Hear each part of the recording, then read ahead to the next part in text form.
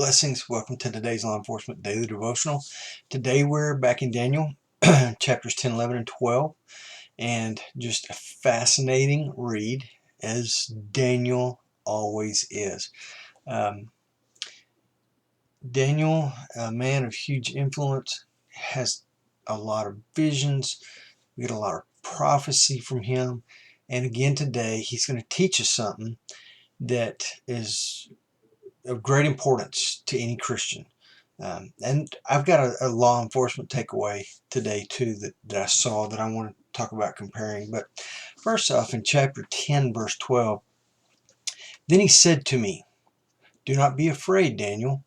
From the first day that you set your heart on understanding this and on humbling yourself before the Lord your God, your words were heard, and I have come in response to your words."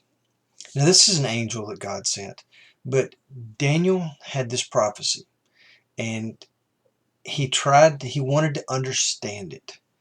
So he prayed about it, and he humbled himself. He did this for 3 weeks, and God honored that humbling and that attempt to understand. And we must attempt to understand God's word as it's revealed to us. This was a revelation to Daniel, but we get revelation when we read God's word. Revelation for how to live our lives, how to do our jobs, and just a general understanding of what God expects of us.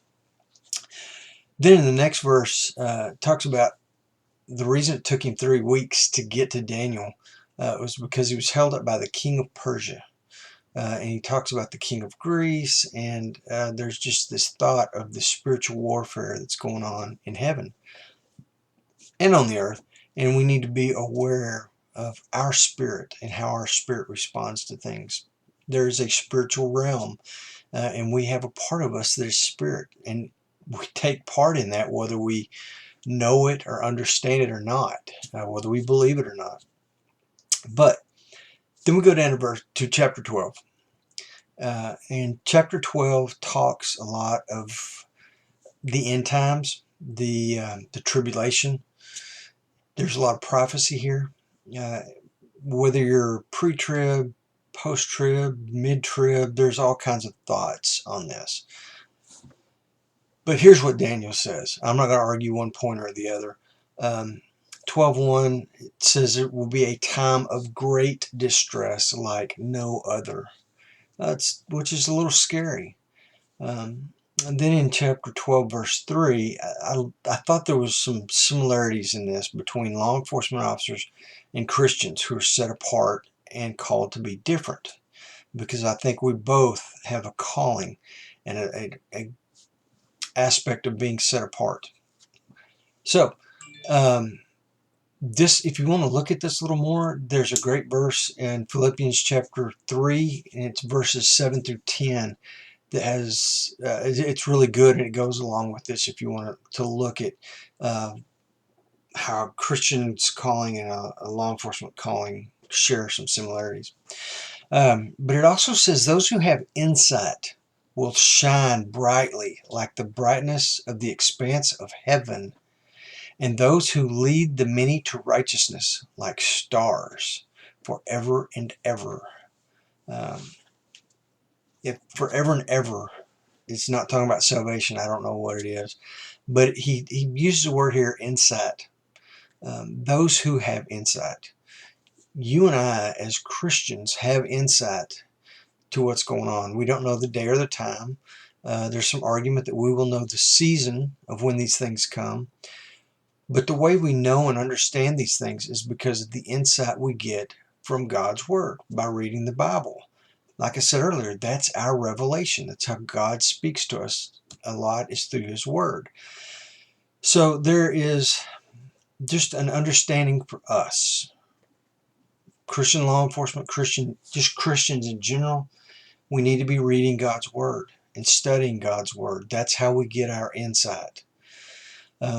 Chapter 12, verse 7, it says, I heard the man dressed in linen, and this is Daniel speaking, he's hearing from the angel, who was above the waters of the river, as he raised his right and left hand towards heaven, and swore by him who lives forever, that it would be for a time, times and time and a half. That's a prophecy of when the end time's coming. I don't pretend to understand it.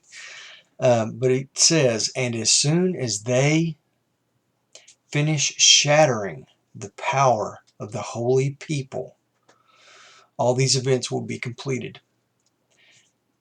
When they finish shattering the power of the holy people, that goes right along with what Daniel said in 12:1, where it says there'll be a time of great distress like no other. The holy people will be shattered. That's why it's called the tribulation. I mean, it's going to be rough. Then verse 12:10, it says, many will be purged, purified, and refined, but the wicked will act wickedly, and none of the wicked will understand. But those who have insight will understand. The wicked people are going to be wicked.